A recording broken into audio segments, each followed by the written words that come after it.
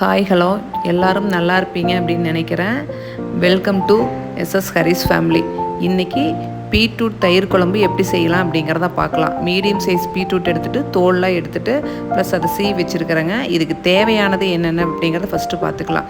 சின்ன வெங்காயம், பச்சை மிளகாய் இருந்தால் போட்டுக்கோங்க. எங்கள் வீட்டில் பச்சை மிளகாய் அதிகமாக யூஸ் பண்ண மாட்டேன், ஸோ அதனால் வரமிளகாய், சின்ன வெங்காயம், வரமிளகாய் ஒரு காரத்துக்கு தகுந்த அளவு, கருவேப்பிலை, ப்ளஸ் சீரகம் அரை ஸ்பூனு, பூண்டு ஒரு 5லேருந்து 6 பல் எடுத்துக்கோங்க, மிளகு ஒரு அரை ஸ்பூனுங்க. இதை நல்லா இடித்து 1க்கு 2 இடித்து வச்சுக்கோங்க.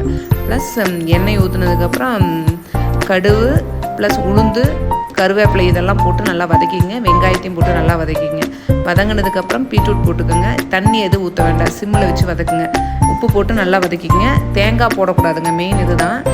நல்லா வதங்கினதுக்கப்புறம் எங்களுக்கு இதுவே அதிகமாக இருந்துச்சு. ஸோ நான் என்ன பண்ணிட்டேன்னா பொரியலுக்கு தனியாக எடுத்து வச்சுட்டு தயிர் குழம்பு தனியாக எடுத்துக்கிட்டேன். பொரியலுக்கு தனியாக எடுத்து வச்சது லாஸ்ட்டாக மிளகுத்தூள் 1 ஸ்பூன் போட்டு, தேங்காய் இருந்தால் போட்டிருக்கலாம், தேங்காய் உடைச்சதில்லை, ஸோ அதனால் நான் போடல.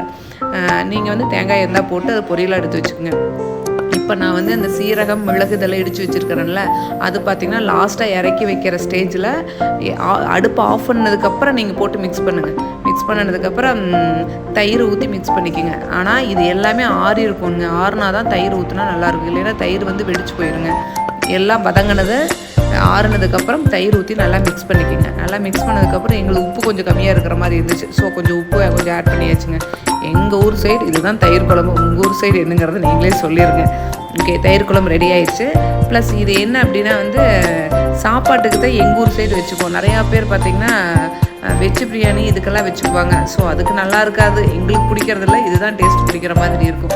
இன்றைக்கி பீட்ரூட் தயிர் குழம்பு, பீட்ரூட் பொரியல், ரசம் எல்லாமே எம்மியாக இருந்துச்சு. எங்களுக்கு பீட்ரூட் தயிர் குழம்பு ரொம்ப பிடிக்குங்க. அடிக்கடி கிட்டத்தட்ட 10 days ஒன்ஸ் செஞ்சுட்டே தான் இருப்போம் நாங்கள்.